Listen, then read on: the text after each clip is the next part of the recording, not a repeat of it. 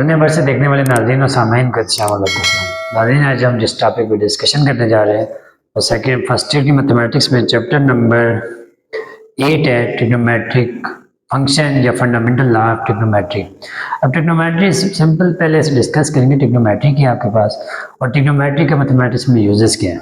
सबसे पहले हमें पता है कि हमारे पास पाइथागोरस के थ्योरम के मुताबिक हमारे पास जो आपके पास हाइपोटेन्यूज का स्क्वायर वो जी हाइपोटेन्यूज का स्क्वायर परपेंडिकुलर के स्क्वायर इनटू बेस के स्क्वायर की इक्वल होता है। Hypotenuse square is equal to base square plus perpendicular का स्क्वायर। अब यहाँ पे हमारे पास कुछ फंडामेंटल लॉ ऑफ ट्रिग्नोमेट्री आई। फंडामेंटल लॉ ऑफ ट्रिग्नोमेट्री आपके पास उससे पहले समझने के लिए इससे पहले हमें बताना चाहिए कि ट्रिग्नोमेट्री क्या है। ट्राई कहते हैं 3 साइड को, मेट्री कहते हैं मेजरमेंट को। जब आप 3 साइड की मेजरमेंट करते हैं उसे हम क्या कहते हैं, ट्रिग्नोमेट्री कहते हैं। तो स्टार्ट करते हैं सबसे पहले फंडामेंटल लॉ ऑफ ट्रिग्नोमेट्री को। फंडामेंटल लॉ ऑफ ट्रिग्नोमेट्री जो है आपके पास, वो आपके पास क्या जी, एक फार्मूला है cos alpha minus beta is equal to cos alpha cos beta plus sine alpha sine beta. अब ये फार्मूला आपकी बुक में, फेडरल और पीके की बुक में चैप्टर नंबर 8 में ये फार्मूला प्रूव है, लेकिन यहाँ पे हमें ज़रूरत नहीं है इस लेवल पे प्रूव करने की कि हम इसे प्रूव करके सॉल्व करें। जस्ट ये फार्मूला आप याद रखें, इसका प्रूफ इतना मुश्किल नहीं है, आसान है। कुछ स्टेप मैं आपको मेन बता देता हूँ, जनरल कंसेप्ट बता रहा हूँ।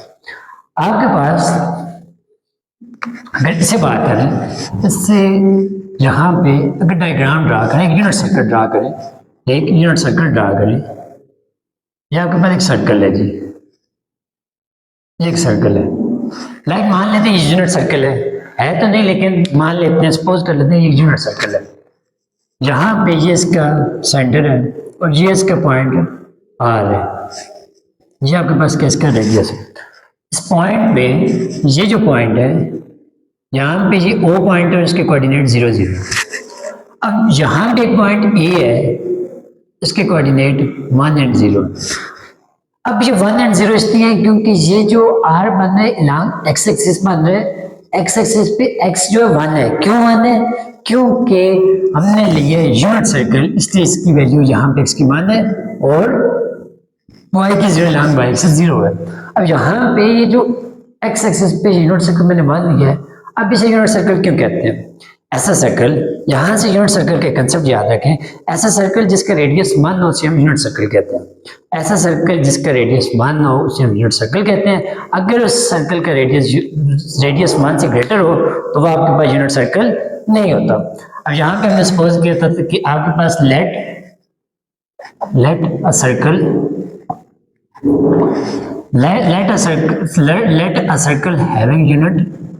having radius 1 is called unit circle, है जी। अब इस यूनिट सर्कल पे यहाँ पे हम एक पॉइंट ले लेते हैं जी, यहाँ पे हम एक इसका रेडियस ड्रा करते हैं। ये भी आपके पास 1 नहीं होगा क्योंकि इसकी रेडियस 1 है। अब यहाँ पे ये आपके पास एक आ गया और यहाँ से यहाँ तक एक एंगल बनेगा।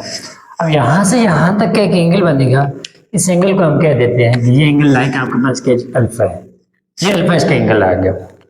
अब हमें पता है कि एक्सिस पे जब हम एक परपेंडिकुलर ड्रा करते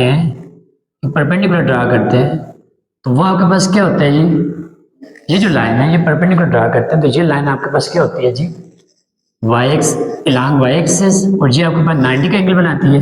इसे हम हम कह देते हैं कि ये एंगल जो है, ये वाला एंगल, ये हमारे पास क्या है जी, बीटा है। ये आपके पास क्या है जी, बीटा है। अब यहाँ पे अगर ये एंगल आपके पास, और एक और पॉइंट भी ले लेते हैं, यहीं पे ले लेते हैं ताकि हमें आगे सॉल्व करने, प्रूव करने में मजीद सिंप्लीफिकेशन नहीं करनी पड़े।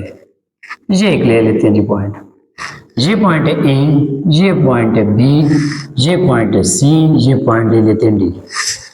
अब ये जो पॉइंट है ए पॉइंट है, ये दो चीजों से मिलकर बना है कि लॉन्ग एक्सिस और लॉन्ग वाई एक्सिस। अगर इसे मैं यहां से एक्सटेंड कर दूं, ये कुछ इस तरह बना दूं, इस तरह बना दूं और इसे एक्सटेंड कर दूं, यहां से इसे एक्सटेंड कर, अब ये इलांग वाई एक्सिस और इलांग एक्स एक्सिस, ये आपके पास वाई एक्सिस है, ये आपके पास एक्स एक्सिस है।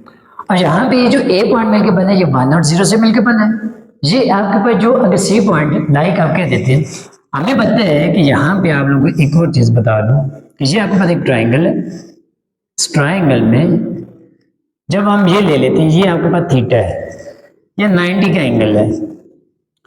और जब आपके पास हम इसके कंपोनेंट लिखते हैं, ये अगर आर है, ये आपके पास एक्स है, ये वाई है, तो जब हम इसके कंपोनेंट लिखते हैं तो हम क्या करते हैं जी, इसके कंपोनेंट अगर पोलर फॉर्म में लिखते हैं तो हम लिखते हैं जी एक्स के कंपोनेंट को लिखते हैं आर कास थीटा, ये कंपोनेंट, और एक कंपोनेंट लिखते हैं जी आर साइन थीटा।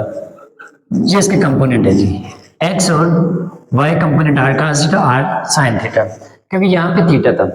अब जब मैंने यहाँ पे पॉइंट लिया बी पॉइंट लिया, यहाँ पे बी पॉइंट पे आपके पास जो कंपोनेंट बनेंगे, अब यहाँ पे अगर ये एंगल आपके पास, ये एंगल अगर आपके पास होल एंगल अल्फा है, ये इसका हाफ एंगल बीटा है, यहां से लेके यहां तक एंगल अगर बीटा है और ये पूरा एंगल अल्फा है, तो ये एंगल कितना होगा, अल्फा से जब माइनस बीटा कर देंगे तो ये एंगल आपके पास होगा अल्फा माइनस बीटा। क्यों, होल से एक आपके पास फुल एंगल अल्फा है, उससे बीटा को माइनस करेंगे तो ये साइड आ जाएगी। इसी तरह ये पूरा एंगल आपके पास अल्फा है और ये एंगल आपके पास बीटा है, तो ये आपके पास एंगल क्या बनेगा जी, अल्फा माइनस बीटा। अल्फा से बीटा को माइनस करके तो ये एंगल आ जाएगा। अब यहां से आपके पास जो बी पॉइंट है, बी पॉइंट के जो कोऑर्डिनेट बनेंगे, एक लॉन्ग एक्सिस है लॉन्ग वाई एक्सिस, तो ये आपके पास कॉस थीटा की जगह पे हम क्या लिखेंगे, alpha minus beta, alpha minus beta, क्योंकि यहाँ पे ये जो एंगल बन रहा है अल्फा माइनस बीटा, और sine of alpha minus beta बनेगा जी, ये टर्म बनेगी। सेम इसी तरह जब हम यहाँ पे पॉइंट लिखेंगे, सी के पॉइंट के लिए ये पूरा एंगल आपके पास बीटा आ रहा है, यहाँ पे एंगल बीटा आ रहा है, तो यहाँ पे क्या हो जाएगा जी, cos of alpha sine alpha.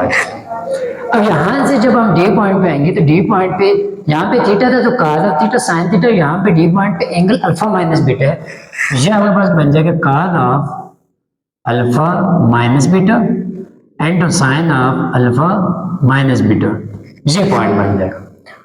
अब इन पॉइंट की मदद से हम फंडामेंटल लॉ ऑफ ट्रिग्नोमेट्री को यूज करते हुए हमने ये फार्मूला प्रूव करना है।